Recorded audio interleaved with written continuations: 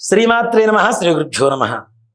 జనవరి 3వ తారీఖు పుష్య శుద్ధ పౌర్ణమి.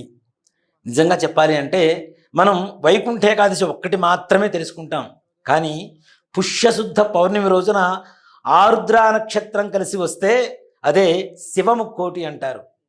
ఆరుద్రోత్సవం అని కూడా పిలుస్తూ ఉంటారు.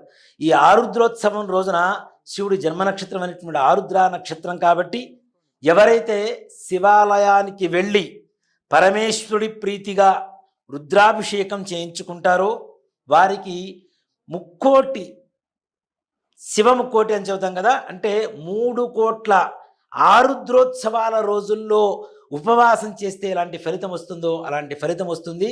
అలాగే 3 కోట్ల శివలింగాలకి అభిషేకం చేస్తే ఎంత పుణ్యం వస్తుందో అంత పుణ్యం లభిస్తుంది. కాబట్టి ప్రతి ఒక్కరూ కూడాను తప్పనిసరిగా ఈ జనవరి 3వ తారీఖు 2026వ సంవత్సరం